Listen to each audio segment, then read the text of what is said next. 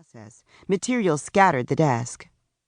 As usual, Bree picked up the strewn color charts, pencils, Post-its, and papers, and put them back into their correct spots. Crap! I completely forgot about that call.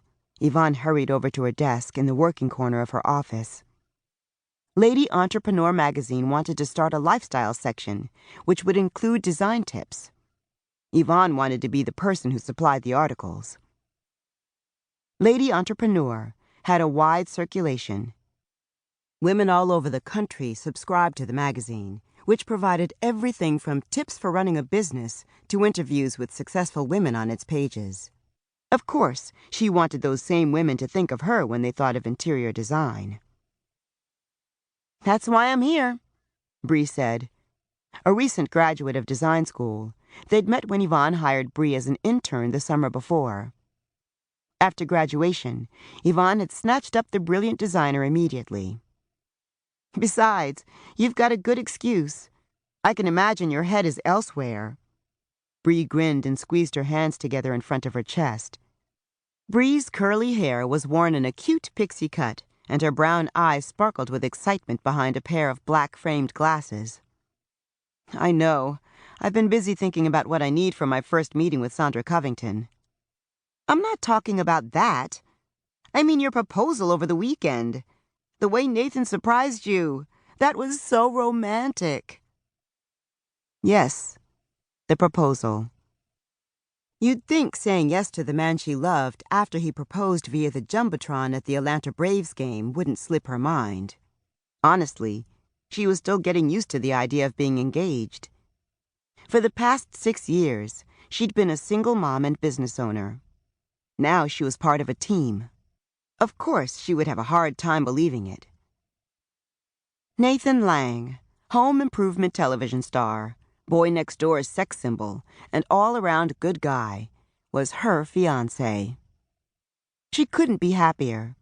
And if she happened to notice that saying yes to Nathan had gotten her more congratulations and well-wishes than starting her own business, being named Businesswoman of the Year twice, or working for a star on Celebrity Housewives, she didn't let it bother her. Not too much. Marriage was a big deal. Her son Jacob would have a father. She would have a man who loved and supported her. That was worth congratulating. She glanced at the 3-carat diamond on her left hand. I can't wait to marry Nathan. But no, that's not what distracted me.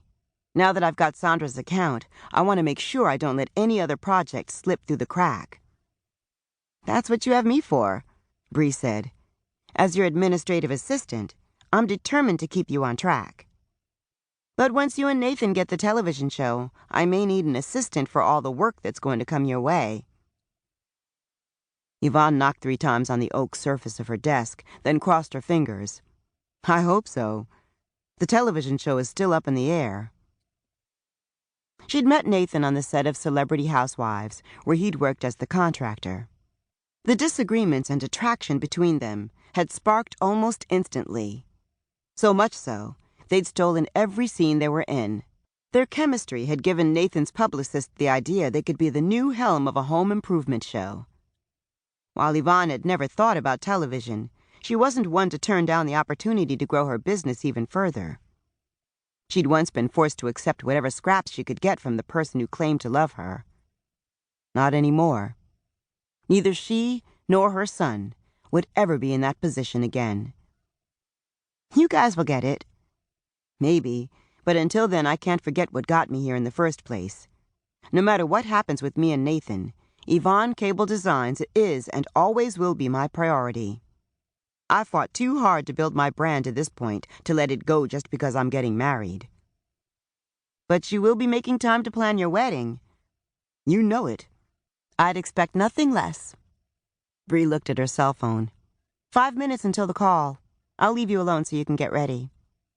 Yvonne went through the notes she'd jotted down for why she should be their go-to person for the lifestyle section. When she'd spoken with LaShawn, the editor of the magazine, she'd still been considering a few other designers. This call would hopefully convince LaShawn to go with her. LaShawn called right on time. They went through the normal pleasantries, quick stories about their